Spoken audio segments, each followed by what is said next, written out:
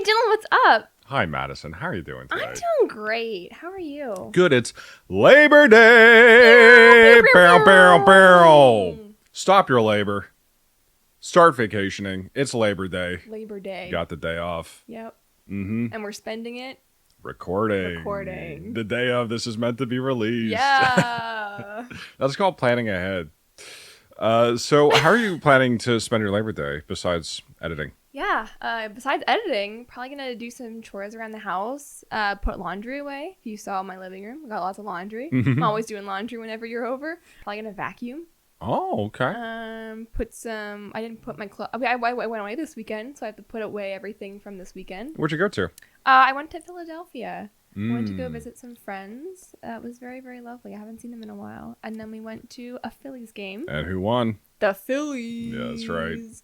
Freaking love baseball, man. That's crazy. I love baseball so America's much. most boring sport. It's not. It's so good. Okay. So What's good about it exactly? The camaraderie. Camaraderie. You know what I do like about it? I like that it's like, besides the murmur of the crowd and like the cheers occasionally and like, you know, the camaraderie that you do as a group. Yeah. It's a relatively quiet sport. Like it's not like it's too rowdy, but it's interesting. Yeah. You know, I think it's interesting. Right. It's the crack of the bat. Yes. I was critiquing the players' form. It was great. You were. I was. Because as everybody who listens to this knows, you were a softball player. right. I'm an expert in softball. And what is correct form? Well, it was pissing me off that they Okay. would not plant their feet before they threw the ball, which, you know, I get it. They're pros. I understand this. But you know better. This is how mistakes get made. This is how that is the difference between winning and losing a game. Is a sloppy throw. And it almost happened. They threw a bad throw and didn't get a guy out because he didn't plant his feet. And then the guy threw a ball midair. That was a sick play. It was a sick play. He threw the ball midair. Yeah. The first baseman got the guy out. But had he taken a microsecond to land and set his feet, they wouldn't have had to make that quote unquote awesome play. It would have been a normal play that would have been perfectly timed and no risk to throwing a wild pitch or something. Right. The listeners can't see this, but I'm on my phone right now. Yeah. Just scrolling. Yeah. It's that's like probably the most dad thing about me is my love for baseball. Well, I kind of get it. You know, I went to a 76ers and Raptors game, which is basketball. Mm-hmm. But way back when I was in high school, and I got into it. I got into the energy. See that? I enjoyed myself. I can't do that. There was recently a Senators game where they had Dollar Dogs, which I didn't attend, but I heard a lot about these Dollar Dogs. Makes you wonder. The what dogs? Dollar Dogs. Hot dogs for $1. I hear it now, but before I heard Dolly Dogs, and I was like, what the hell is a Dolly Dog? That sounds delightful. Like a Dolly Parton dog. 9 to 5. Yeah. What a way to make a living. You gotta sing a song to get a dog or something. You know, I think but just the concept of a Dollar Dog, I don't know, challenges me, you know. Okay. Because how are they making a profit off these dogs? They're probably not, or they probably are because they're really shitty dogs. You know what they do? It's pretty scary. They keep the dog price low. They keep the drink price high. Yeah. So that's how they really get you. Yeah. I've only been to one Senators game, and I did not get a beverage. But did you know that you could bring food into the Phillies stadium? Is there any universe in which I did know that? No, I did not know that. I didn't know that either. I thought you couldn't bring like anything in. Like we could have brought like a whole the cooler bag would have been too big. But we brought sandwiches into the game. You did? Yeah, so we didn't have to like pay for their food. You prepared your own sandwiches? We didn't prepare them. We purchased them beforehand. But Right. they were significantly cheaper than the ball stadium How about that? sandwiches. Yeah, that's the one I just finished eating. There is still some fairness left in this world. There is. There really You have to is. look for it, but there is. It's there. It is there, and it comes in the form of a baseball stadium and baseball, America's #1 pastime. Baseball, America's #1 pastime. Yep. We love it. Dylan, what about you? What were you up to this weekend? If I sound a little low energy, it's because I've had kind of a long weekend. Yeah. Danced my little feet off at a wedding on Saturday. And Sunday, went to a Labor Day party and swam in a beautiful pool. You're like a little guppy. I do feel like a little guppy, a little tadpole. Yeah. Yeah, that was absolutely delightful. And put on sunscreen. Did not bring my own. How to use baby sunscreen. So the sunscreen, which I'm guessing is safer. I'm sure it is. I think probably the only difference is that it doesn't like irritate your eyes when you spray it on your face. That's nice. Baby shampoo. Mm-hmm. But other than that, baby shampoo is tearless. Right. And I think the sunscreen was tearless as well. Okay. Because I honestly can't think of a goddamn difference between regular sunscreen and baby sunscreen. That's probably the number one difference. That and probably the number of chemicals that are in it. Right. Probably for sensitive skin. Yeah. And I slathered myself in that, jumped in the pool. It was wonderful. Fresh out the womb sunscreen you slathered on. They don't have sun in the womb. All right. They don't need to apply sunscreen. Exactly. That's the thing. So when those suckers pop out, they got to get lathered up real quick. Yeah, they do. Welcome to My Existential Crisis. The podcast where we talk about all the things that make us question our entire sense of self. My name is Madison Epley. My name is Ellen Berger.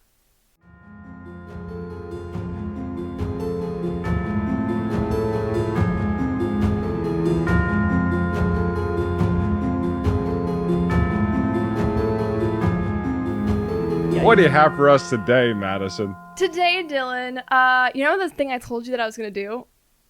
Uh-huh. I didn't do that. Are you shocked? I did my notes this morning, folks, since I was away all weekend. And I passed out pretty promptly after I got home last night. I was tuckered out. Big honk shoe mode, huh? Big honk shoe mode. Crazy. So yeah, this morning I woke up bright and early. Yeah. 8 a.m. 8 a.m. Notes, naturally, just feeling good for the day. So these are fresh notes. Fresh notes. Okay, I'm very curious to hear what you brought. Yeah, so today I have The Disappearance of Natasha Ryan. I've never heard of this one before. I don't think I've heard of it either. No, I had it saved recently. How this came about. Recently, my news feed at work and home has tailored to me. It knows me very well at this point. You know, like you click at that little like Windows icon in the corner, the bottom left, and like there's like news feeds and like you can see stocks and shit.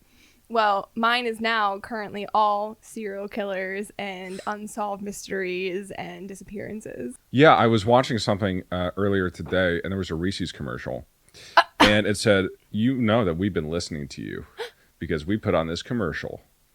And I was like, "That's fucking weird and invasive." I don't like that. I don't like companies making jokes about them listening to us, them stealing our data. Like, I already know that they do that, but I don't want need you to rub it in my face. Yeah, I don't want them to admit to doing That's it, like, icky. so blatantly and trying to make a joke out of it. Yeah, I don't like that. Fucked up. It's pretty fucked up. This world is just fucked. It is. Well, it's about to get a lot more fucked because you're going to hear the story that I have today. Let's hear about it. Sources before I forget, because I will forget at the end. They include Wikipedia, which was actually pretty scarce this time around. Wikipedia? It was kind of scarce. It's because no one's donating. Yeah, scarce. I meant sparse. Pretty much the same thing. Pretty much. Yeah, pretty sparse. The Guardian, abc.net.au, Brisbane Times, 60 Minutes, New Zealand Herald, All That's Interesting, and Medium.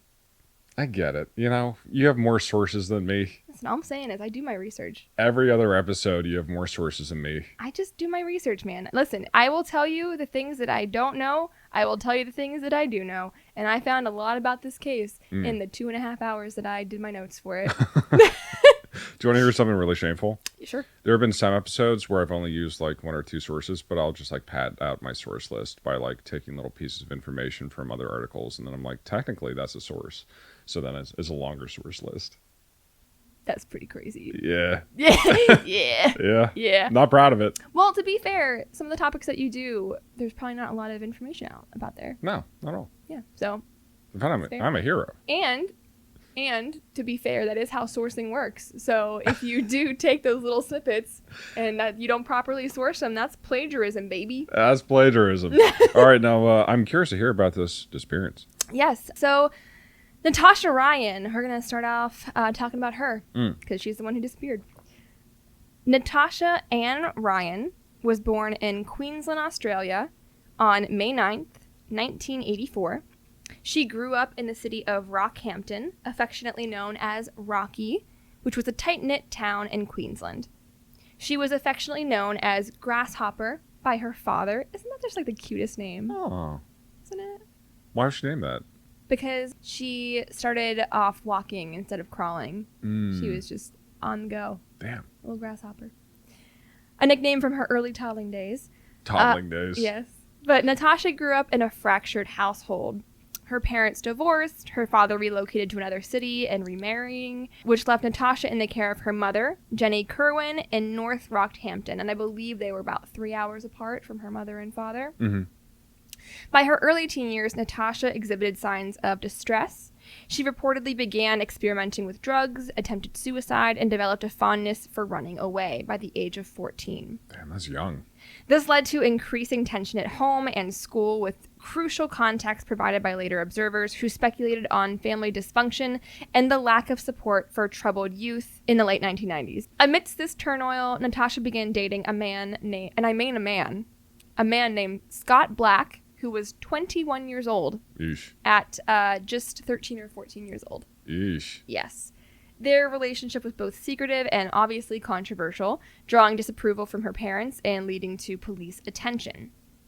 In July 1998, just a month before her disappearance, Natasha actually vanished for 2 days, later found at a hotel with Scott. This reminds me a lot of the other episode that you did not too long ago about the girl who was on Minecraft, I want to say, who took her laptop and left. And Alicia Navarro? Yes, Alicia Navarro. Yeah. Yeah.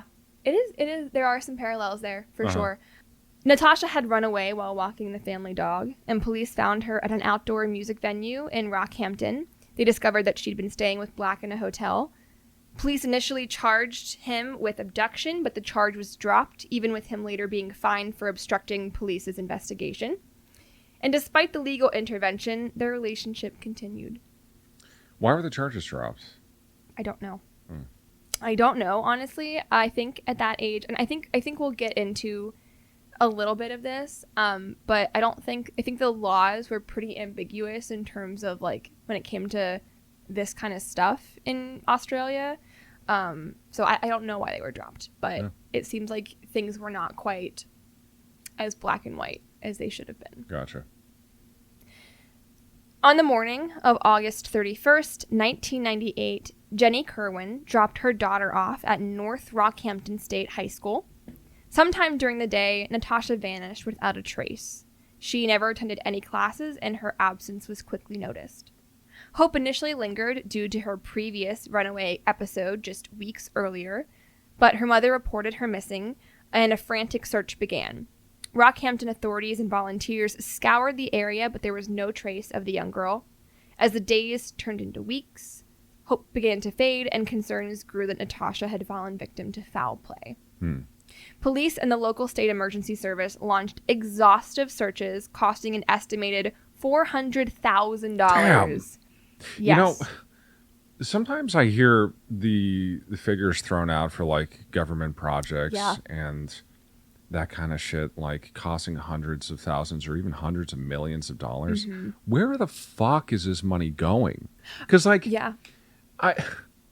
I get it. Like, renovations are expensive. I heard about the White House renovation, something like that. Cost like $400 million. Don't quote me on that. Started. And it's like, who is, I mean, I get it, right? Materials, labor costs, design, architecture, just that kind of thing. But $400 million? Also, don't quote me on that. That's fucking wild. It's insane. Where's this money going? It's gluttonous. And yet we don't have money to...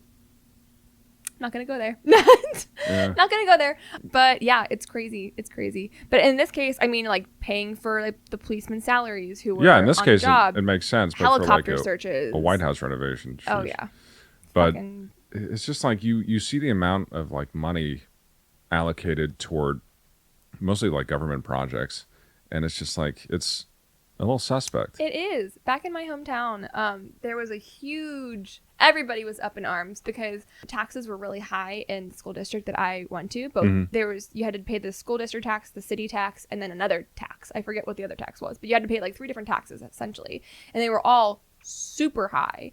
So the school was very much known for being very frivolous with their money. I think I mentioned that whenever they renovated the cafeteria, they did not put enough seating in the cafeteria that they had newly renovated. So there were students sitting on the floor during lunchtime. And for one of the state projects, the city projects, they had redone the entire intersection, but it didn't need to be redone. Yeah. Basically what they did was, and it cost a lot of money, was they had put brick pedestrian walkways in the intersection to make it look nice. They were worn away within a year. Yeah. Yeah. Maybe it's like one of those things like when vendors charge people more for weddings. Yeah. They hear like it's a government contract, so they just charge more. Yeah. It's also very possible. Yeah. Yeah. Well, this police search cost an estimated $400,000. They explored all angles, but Natasha's bank account and possessions were untouched, and there were no sightings at all. Some believe that she did simply run away again, while others feared a more sinister outcome. Adding to the anxiety were a series of high-profile disappearances and murders of other young women and girls in the Rockhampton area. Rockhampton had actually become the hunting ground for a notorious serial killer, Leonard Fraser. Damn. Who was already serving time for the murder of another woman, Beverly Lego. Never heard of Leonard Fraser. Yeah, well, you'll hear a little bit about him. He's just a terrible person who did terrible things. And I hate to say that he's run-of-the-mill, because I feel like no serial killer should be run-of-the-mill, but he was basically just a terrible man who did very terrible things to women of all ages, women and girls. So Fraser was a violent predator with a history of targeting vulnerable women and girls. His arrest and the discovery of multiple victims' remains led investigators to suspect that Natasha Ryan might have been one of Fraser's victims. Leonard John Fraser was dubbed the Rockhampton Rapist. He was one of Queensland's most notorious criminals, a sexual predator of the worst kind. He had a record dating back to the 1960s, mainly for theft and rape. Importantly, Fraser had been recently released from prison in the 1990s and was linked to a spate of disappearances in the Rockhampton area after abduction, rape, murder of 9-year-old Kara Steinhardt in 1999. It makes me wonder, and I'm curious about your take on this. I don't mean to interrupt again, but no, you're fine, I'm very curious about your take on this. Criminals who go to jail, who commit terrible crimes, who are let out early on good behavior, or after a certain amount of time are eligible for parole. Yeah. How do you determine that they're not going to recommit and, do those same crimes again? Because it seems like that's often the case. Yeah. Well, I have so many feelings about this because, first of all, for good behavior in jail, if you are in an all-men's prison and you're known for raping women and girls, I have a feeling that you probably will be on good behavior because there are no women and girls to rape or kidnap or murder. Yeah. So if that's your MO, of course. But also the prison system in itself is fucked. Yeah. Just because they don't focus on rehabilitation, they focus on punishment. And I think we talked about this before, but like at what point can you be rehabilitated from certain things? Yeah. Personally, I feel like if you are a sexual predator, that to me is like the worst kind of crime of all. It's so violating and just heinous. Yeah. So I feel like the sentences that people get for sexual crimes are like slaps on the wrist. And then people do often end up being, released early and then going back to just doing the same shit that they've always done.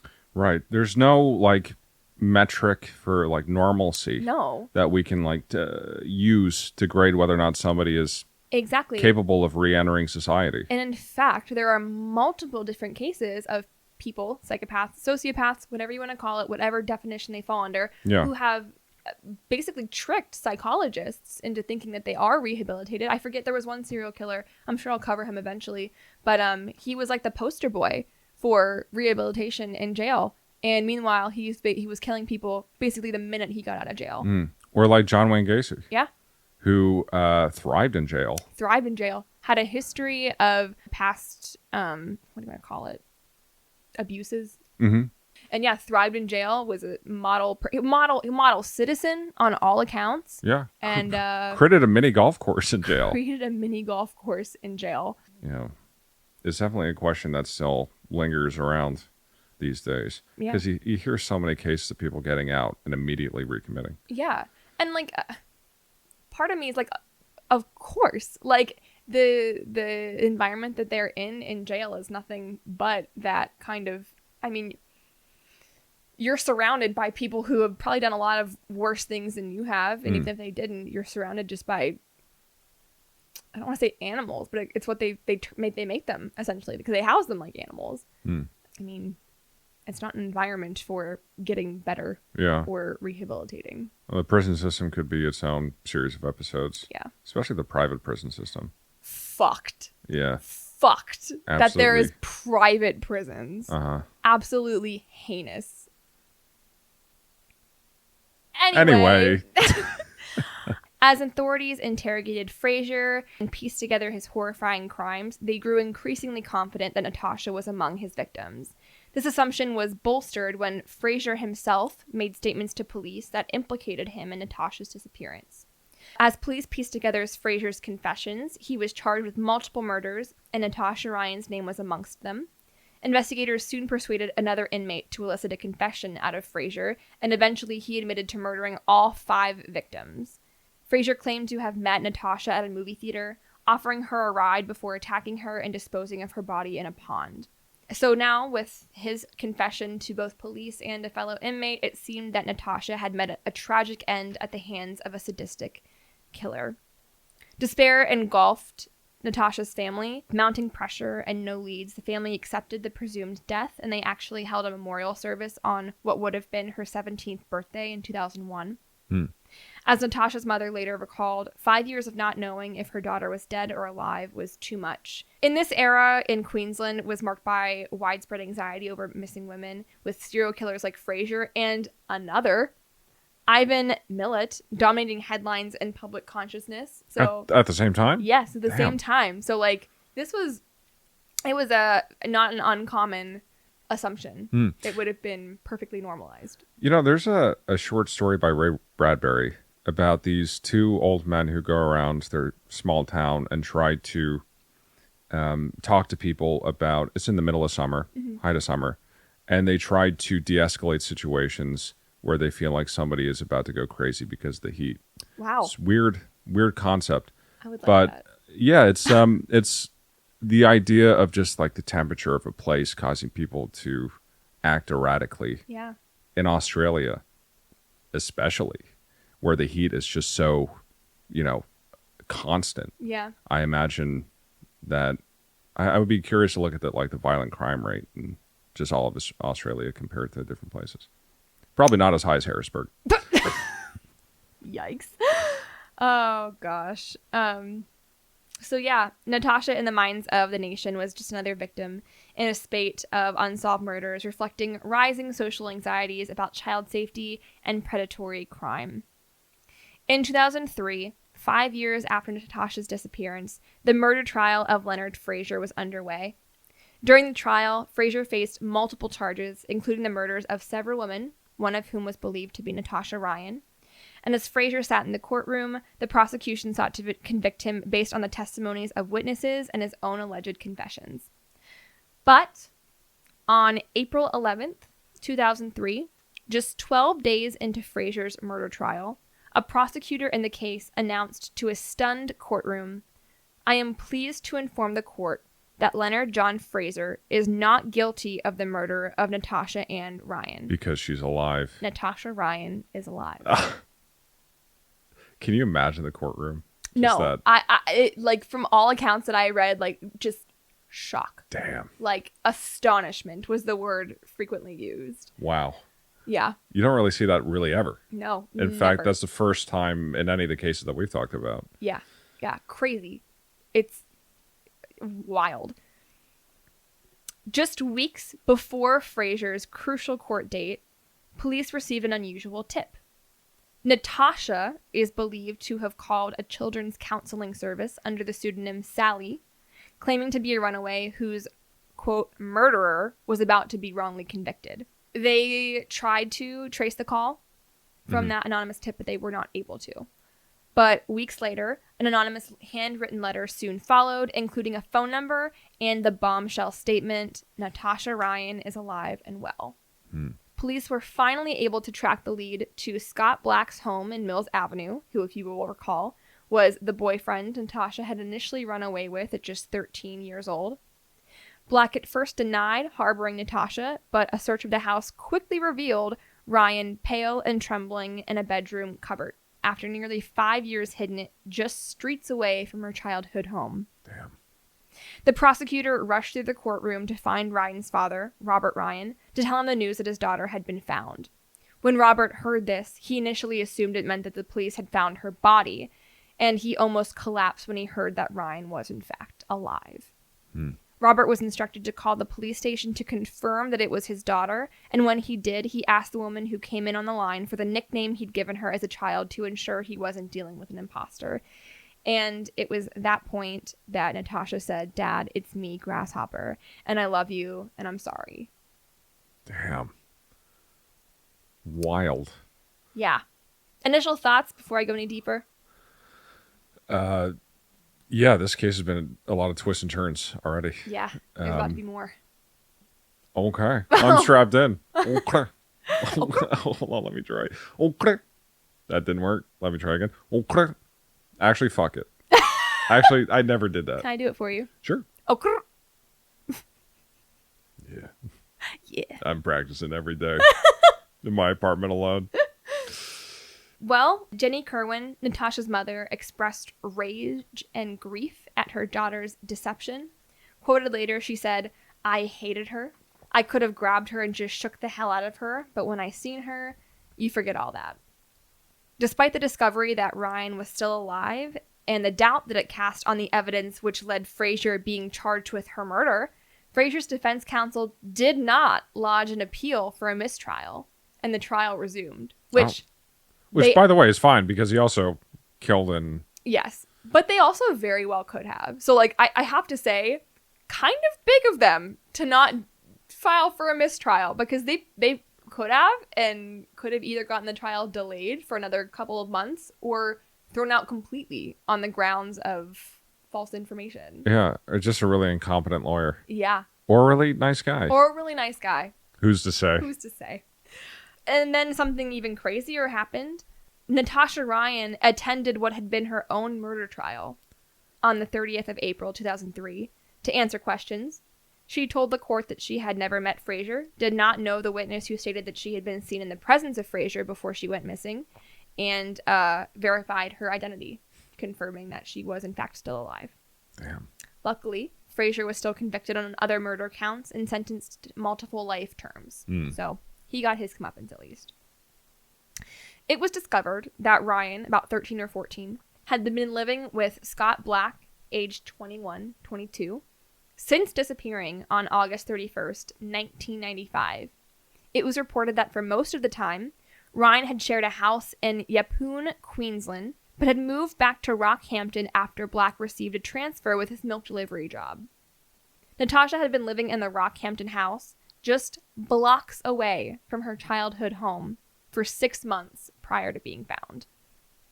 Despite becoming known as the girl in the cupboard, and the media leading people to believe that Ryan had spent most of her time in this cupboard, it was soon learned that she only used the cupboard to hide if visitors called around to visit her boyfriend. The remainder of the time, Ryan freely walked around the house, but always with the curtains drawn. Her isolation was profound. She reportedly ventured out only at night and on just a handful of occasions in nearly 5 years, mainly to move, whenever they made that move, to Rockland from Queensland, or Yeppoon, Rockland to Yeppoon, Yeppoon to Queen. Yikes. Rockland to Yeppoon, Yeppoon to Rockland. Rockland. Yes. Back and forth, back? Yes. Gotcha. Yes. Yikey crikey. Or she also visited the ocean as well on a handful of occasions. Her skin was bleached white, according to reports from The Guardian at the time, as she'd only been outdoors 6 times in 4 years, all of which were at night. She later described her existence as mostly domestic, seemingly content to live out most of her teenage years in a darkened home, cooking, reading, sewing, and surfing the web. In interviews, she would comment on the effects of this seclusion post-discovery. "I would not spend more than a few minutes in the sun, My eyes were yet to adjust to the harsh light of day. Scott provided for her, bringing home groceries and anything she needed to survive. Natasha's life in hiding was a stark contrast to the freedom and independence that she had once craved, and the whole reason that she ran away to begin with. She spent most of her time watching television, reading, and maintaining the illusion of a non-existent life. The psychological toll of living in such isolation was clearly very significant. Natasha was cut off from her family, friends, any sense of normalcy. She lived in constant fear of being discovered, knowing that her actions had caused unimaginable grief to her loved ones, and yet despite this, she remained hidden, unwilling or unable to reveal herself for reasons that would later become the subject of public fascination and debate. In lieu of schooling, Natasha learned how to sew and practice German on the internet. She said, quote, "I feel really excited that I don't have to hide anymore. I feel free. When I disappeared, I just felt angry at everybody and everything. I didn't want to be at school. I didn't want to be at home. I didn't want to be there in that life." And that was in an interview with 60 Minutes. It must have been tough to being completely like a non-entity, to being so heavily scrutinized by everybody. Yeah. Just that switch must have been very jarring. Yeah, for sure. Ryan spoke with 60 Minutes about how difficult it had been to cut off contact with her family. She explained there were many times where she went to call them, but just couldn't get the words out. Ryan said that she kept quiet largely because she was scared of what would happen if she told the truth. She was scared of the consequences. Quote, "I thought I would have been sent to prison. I would have been sent away, either to prison or a bad place. I do deserve severe punishment for what I've done." And they did face legal consequences, both her and Scott Black. Black was charged with perjury, specifically knowingly lying under oath during the Fraser investigation and trial when stated that, quote, he had not seen Natasha since he disappeared. Judge Grant Britton sentenced Black to a 3-year term, but he was released only after 12 months. And this judge remarked, "Black's lies resulted in Leonard John Fraser being put on trial for Miss Ryan's murder, and Black was prepared to allow that to happen even though he knew Fraser was innocent of that charge." Natasha, at just 18 years old, was fined $1,000 for causing a police investigation, and a false police investigation, and ordered to pay $16,000 towards the cost of her search. The lie had become too big, she stated to police, as why she didn't come forward sooner. And this case had actually set unusual precedents for justice for those who had intentionally hindered large-scale police investigations, but especially where minors were concerned. So, what do you do? Like, it's both a victim and somebody who did something wrong. Like that's kind of a murky line. Yeah. So the court was having to deal with that as well. The central mystery of the case, why did Natasha stay hidden when people began to believe that she'd been murdered, remains unsolved mostly to this day. Natasha herself insisted throughout the remainder of her life that it was her choice, telling media at the time, "It was my decision to run away. He was doing something really lovely and protecting me, and I felt like I should have been or deserved to be punished." Your face. Go ahead. It's a little gross. Yeah. Any other comments there? No, going back to what you were talking about before, when minors like commit crimes like that, how it's typically struck from the record if they're under 18. But also there are so many cases of kids being tried as adults. Yeah. And it's like, I guess it really comes down to the severity of the crime. Like, for example, school shooters. Yes. There was another shooting recently. Yep. Which, I don't really... I never really want to cover on this podcast. I don't know if you ever want to cover. I probably won't. I mean, where to even kind of begin with that kind of stuff. But yeah, I guess it really comes down to the severity of the crime. Yeah. Yeah, I completely agree. And who it affects. It's true. It's true. But then also, as noted in several articles and social commentary, there was a significant power imbalance between Natasha, being just 14, a minor, and Scott Black, being in his 20s.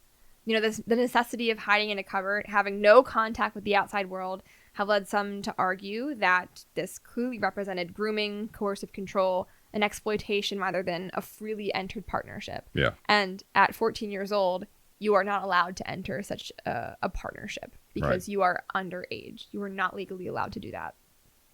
However, Natasha remained consistent in public that she believed that he was protecting her and said, quote, "I caused him to do it. It was my fault that he did it." She would repeat in an interview in 2005. And to this, people have pointed out many times that this type of language is not uncommon among those who have experienced grooming or coercive control in their adolescence. Protecting her from what? He was protecting her from the life that she didn't want to lead. Oh. Perhaps self-harm. You know, from all accounts, while her parents were divorced, there was no reports of abuse or any type of neglect at home. Yeah, that's a great question. Protecting her from the lie that she started, I guess. Yeah. And the consequences of that thereafter. Mm-hmm. Police, it's up for debate who wrote the anonymous letter. We do think that Natasha's the one who sent in that, or who called in the tip, but we're not quite sure who wrote it in the letter. Some people said it was Scott himself. Some people said it was Natasha. One report I found said it was Scott's dad who did it. So yeah. Scott's dad wasn't living in the home at the time, was he? No. Okay. I think he just suspected. Ah, gotcha. The story, however, did not end in court. The story of Ryan being found alive during the murder trial attracted obvious international attention. Her reappearance triggered a bidding war amid Australian media outlets. Following her reappearance, this feels almost more, it's not more twisted, but it feels like a dystopian twist to the story. Natasha actually signed on as a client of Australian celebrity publicist Max Markson, who negotiated major deals, including exclusive interviews with 60 Minutes and Women's Day magazine, with reported payouts totaling over $300,000 across the years, which would have been enough to cover had she chosen the state's cost in the investigation for her disappearance. Yeah. Her life was now fodder to a ratings war and tabloids hounding her for information. As one commentator said, the deal guaranteed that Ryan would do exclusive interviews. 60 Minutes held the broadcast until April 20th, 2003, in an attempt to take viewers away from Network 10's premiere of the third season winner, Big Brother. That was the goal. The strategy actually failed to work. Big Brother won the battle with an average capital city audience of 2.2 million viewers compared to the 1.7 million viewers 60 Minutes managed to attract. Pretty sick. That was their whole plan, to use her for ratings war. Yeah. This obviously prompted more discussion about the ethics of Ryan accepting the money when so much time, effort, and money was spent on the search for her. Rockhampton State Emergency Service volunteer Lyle Dobbs expressed his view that any profit Ryan gained from her interviews should go back to the Queensland taxpayers who funded the search, which came at significant cost to police and a lot of effort from SES volunteers. During this costs hearing following Ryan and Black's conviction in 2006 for this false police investigation, police barrister Terry Gardinet produced a contract confirming that they had paid her $120,000 for an interview, and that her sister Donna, her mother, had also gotten paid for interviews, and obviously her publicist had a big payout from these interviews. So they were trying to, get her to pay back at least some of the cost of the 6-figure police investigation into her murder. However, Magistrate Annette Hennessy ruled that Natasha did not have the means to pay the costs of the investigation, partially because she was a minor at the time that she had disappeared. Yeah. And she was also a child who was manipulated. Yes. She wasn't really responsible. Yes. And I think that getting the money from those people could really help her get back on her feet. Yes. And for all intents and purposes, it did, actually. Obviously, the media coverage itself has come under a lot of harsh criticism for how they've sensationalized the story. They're the ones who kind of perpetuated the narrative that she was locked in a cupboard for all those years, whenever that's not exactly the case. But there were also a lot of back and forth around criticizing Natasha and blaming her, and a lot of just really shitty things happening there in the media. The Ryan family never fully recovered from the trauma. The public nature of Natasha's disappearance and her return, compounded by the rupture caused by her ordeal, left permanent scars. Relationships between Natasha and her family were fraught, though some reconciliation occurred later, especially between her mother and her sister. Her brother, Jason Ryan, did get into trouble with the law after the fact. He was convicted of serious domestic assaults and was cited by his defensive lawyer as a product of family traumas, including his sister Natasha's disappearance, and the overwhelming media attention that followed her dramatic reappearance. Yeah. I mean, if you think about it, family member disappears for, a day, 2 days, 2 weeks, a year, 5 years, and you've already pretty much come to terms with it, I would imagine, or at least you don't get closure. But they held a memorial service. They were so confident that she was a victim. Yeah, and then they reappear, and you just have to completely reconfigure your relationship with them.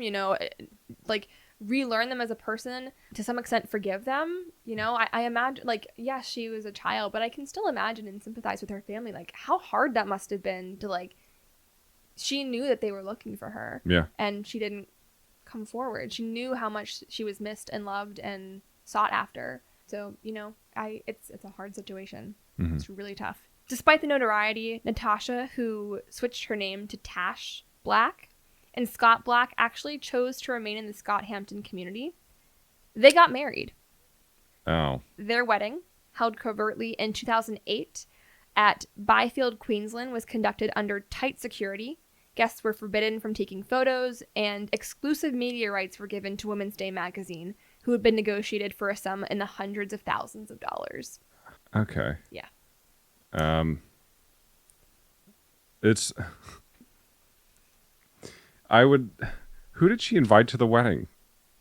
Not her family. I think family and friends. Really? I think family and friends. Okay. Yeah. I'm sure his family as well. His family and friends. Gotcha. Yeah. The couple went on to have 4 children, and they lived a quiet suburban life just a few streets away from the North Rockhampton home where she hid out all those years ago. In 2008, after their wedding, Natasha told Women's Day, "I'm sick of being known as Natasha Ryan, the girl in the cupboard. I made mistakes and I'm sorry that I hurt my family, but now I want to start a new life." Tash established herself as a respected radiology nurse, with colleagues remembering her as a caring and amazingly talented healthcare professional and a beautifully dedicated parent. During the COVID pandemic, she publicly lauded frontline healthcare workers, posted on social media in support of her colleagues, and she was reportedly an adventure seeker in her later years, sharing images of herself skydiving in 2022. And it seemed like she did reconcile with her family because she got a series of tattoos of her loved ones' names on her. But in 2024, on June 2nd, tragedy struck again. Natasha's husband reported her missing after she left their home on foot towards the Rockhampton golf course, and that's where police discovered her body. Damn. Yeah. She was only 40 years old. Officials confirmed there was no suspicious circumstances and a coroner's report was scheduled. Though explicit details were withheld, coded language and media protocol indicated that it was likely suicide, reigniting conversations about trauma, media pressure, mental health, her being, abducted and groomed, and just allowing that to happen. Former colleagues, friends, family, political leaders honored her compassion and perseverance. Her agent, kind enough to tell the media, "Just so sad. She should have lived 40 years longer. Just a lost person, sad person. Shouldn't have gone." Yeah, my initial thought before you revealed that she had died was that she had 4 kids, right? Yeah. They would have had to have found out about what happened to her. Oh yeah, she was always being followed around by media. Yeah. Never ended. And how would you have that conversation with your own child? No idea. And then what if they wanted to do the same thing? Yeah.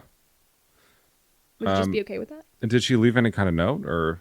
Didn't leave a note. That seems a little strange. It does seem strange. It does seem really strange. Her husband was looked into, but there was no foul play indicated. I honestly don't know any more about it, probably because it was so recent, but there were really no details about her death besides it was just a suspected suicide. But It is very suspicious. Well, if any additional details come out about the case, I hope you absolutely share them in a future episode. I absolutely will. But yeah, that's the end of the story, essentially. Despite years of quiet, Tash could never fully shed the association with her infamous past. Media coverage remained a constant, resurfacing with every major anniversary or when new information emerged. The attention was a source of ongoing pain and, according to some, a factor in her ongoing mental health issues. As one close to her observed after her death, the reporting around it is so ugly and the treatment of her very perverse. Australia's media love to depict clearly victimized women in a sensationalist way. No supporter focused on the perpetrator and how grooming, coercive control is a common tactic of men and their focus on, instead, young women. Mm-hmm. That was all the media attention was about. It was all about her, whether she was in the wrong, whether she, she should be the one to pay back the money. She should do all these things, and Scott never got anything. Yeah. Yeah. One last quote from Dr. Todd Grande, no relation to Ariana, emphasized the importance of moving away from victim-blaming narratives and instead focusing on the layered psychological and social factors at play, including, quote, complex trauma, grooming, coercion, intergenerational dysfunction. All may have played roles obscured by the media's preference for simple villains and heroes. Yeah, it's just something happening to you so early in your life that follows you around for the rest of it. Yeah. And I imagine that even if she did have a successful career in radiology and did reconnect with her family, there's really no way to shed, those early years. It just, it's a fucked up story. Thank you so much. Of course. It reminds me of, what's her name? Did we cover them? Yes, I did. Amanda Knox. I covered it solo before you started the podcast, so I don't know if you've heard it. Amanda Knox, she was the one, she was an American who was accused of murdering her Italian roommate when she was abroad. Right, I remember hearing about that story. And, it's very similar in the way that, like, her private life was aired out, because she had a boyfriend and because she, was dating and, like, they made it out to be she was a slut who was jealous of her, and she was completely innocent. Even though she was eventually exonerated of the crime, she was charged, exonerated, got to come back home to America, and then they actually charged her again with it. So, her life is still one of a very similar scrutiny. Yeah. She herself was a victim, just like Natasha Ryan. Mm-hmm. And it's, people talk all the time about wanting to be or have like some kind of like celebrity status, but to have your life so heavily scrutinized and picked apart and being unable to leave the house without people knowing who you are sounds like a fucking nightmare. Yeah. Making up stories about you, making their own narrative about what you're doing, what your life is like, especially like that. Yeah. I really do feel for people like this because obviously celebrity, like paparazzi culture is one thing. One can say that, like, to a certain extent, you kind of know what you're getting into if you were to, put yourself in the public eye like that. But for like everyday people like this who aren't seeking that out, I can only imagine how it's difficult for celebrities who want or wanted it, Yeah. Let alone people who never wanted it. Yeah. But I can say myself, if I didn't have a tragedy in my own life, that I wouldn't try to leverage it to better my financial situation. I don't know if I would or wouldn't do that. No, 100%. If you, Dylan Berger, are presented with deals for hundreds of thousands of dollars, then it's hard to say. It depends on what it is, obviously. Yeah. And for Natasha, I don't blame her. She didn't go to school. She like you mentioned, like, hopefully she used the money to get started off on her feet, and she did. She worked as a radiology nurse. She got herself schooling and like used that money to like start a family and try to live a normal life. Yeah. Even though it was with her abuser. But that kind of attention can really burn a hole in a person. Yeah. And may she rest in peace. Yeah.